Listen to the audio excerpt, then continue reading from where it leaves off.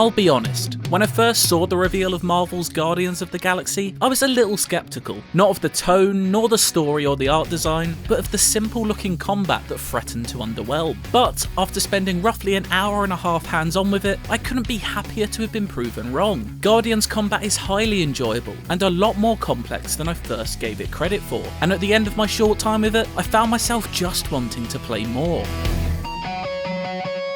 My sample of the combat came as part of Chapter 5 of the campaign. No big spoilers here at all, but at this point in the story, the Guardians have racked up a considerable amount of debt that needs to be paid to the Nova Corps. In order to pay that fine, they must head to the Rock, a Nova outpost. Things aren't quite as they should be on arrival though. It's eerily quiet, and evidence of a conflict can be found. After a short period of exploration, I stumbled into some glowing Nova Corps members, who are quite clearly not in their right mind. Naturally, things kicked off. There are many layers to the combat system, so bear with me here, but the closest analogue I can find to it is, surprisingly, Guardian's Square Enix stablemate Final Fantasy VII Remake. No, seriously, like in that game, Guardians is about controlling a primary character and issuing quick-fire commands to your allies as the chaos unfurls. There's no character swapping here though, you're only ever Star-Lord. Star-Lord can lock onto targets and blast them with his dual pistols. These have a cool elemental alt-fire mode, and a tap of the D-pad switches between 4 different ammo types: lightning,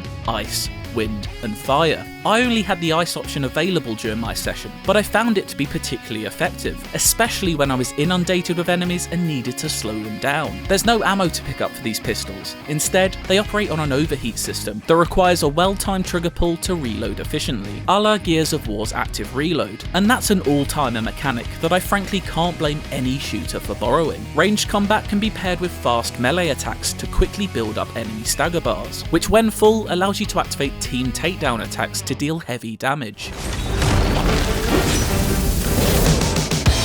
Then there are Star-Lord's signature abilities, which can be periodically used by awkwardly pushing in the left analog stick and selecting the move you'd like to perform with the face buttons. These abilities include Fan the Hammer, which lets you rain a torrent of high-speed bullets in a straight line that melt anyone in your path, and my personal favourite, Eye of the Hurricane, which launches you into the air before unleashing a spiral of grenades that have a wide area of effect and deal heavy stagger damage. Further abilities can be unlocked using skill points that you'll earn as you level up. Keeping up? Good, because that's only half of it. While you aren't able to directly control the other members of the team in combat, you do get to command them, which at times turns the battlefield into a real-time tactics arena. This is where the Final Fantasy VII remake of it all comes into play. Holding down the left shoulder button will bring up the option to use the other Guardian's abilities. For example, Groot can be instructed to tie up a targeted enemy in his tendrils, which can then be followed up with an instruction to Gamora to leap in and slice that enemy up for big damage. It's a very fun combat system to play around with, requiring split-second decisions within the chaos. Adding further to this is if you do enough damage consistently, you'll build up the momentum meter, which when full allows you to huddle up. This unique mechanic not only grants you a few moments of respite, but also gives stat buffs to either the full team or just Star-Lord, depending on if you selected the optimal dialogue option.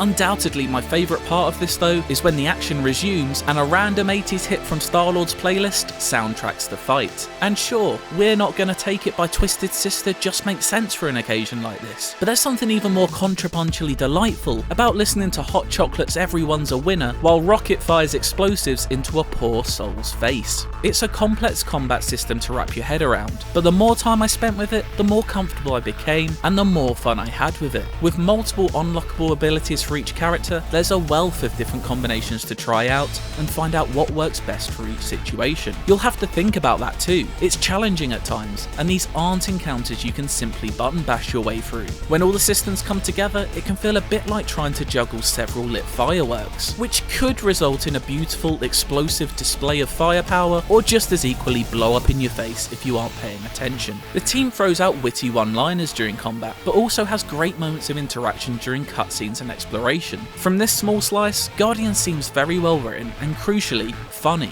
I see you have discovered my criminal record. Providing further opportunities for good dialogue is the Guardian's ship, the Milano. Here I spent time soaking up my spacious spaceship surroundings and talking to my crewmates. It doesn't feel a galaxy away from strolling around Mass Effect's Normandy in that regard, checking in on my friends between missions and strengthening bonds. In a short amount of time, I managed to squeeze in a heart-to-heart with Rocket about his unpleasant running with Kree scientists, blasted out some Rick Astley from the onboard hit-filled music system, and even met a purple llama with a floppy head of lusciously orange hair. All of this is not a million miles away in tone from the 2 James Gunn MCU movies, and so very much feels part of the Guardians of the Galaxy lineage. Eidos-Montréal has, however, made the characters feel distant enough from previous iterations, which has helped it avoid stumbling into the dreaded uncanny valley that Crystal Dynamics Marvel's Avengers occasionally did. Further respect is paid to the relatively short history of these characters by the dozen or so unlockable outfits for each member. I found a couple of these while exploring the dark corners of the Nova Corps base I was visiting,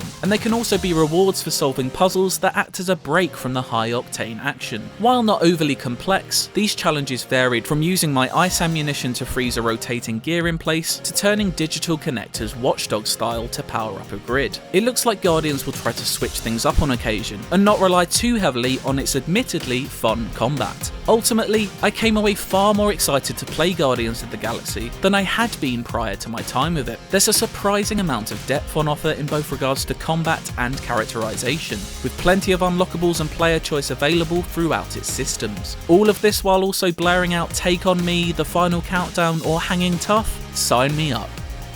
For more Guardians of the Galaxy, why not check out the latest trailer? And for everything else, stick with IGN.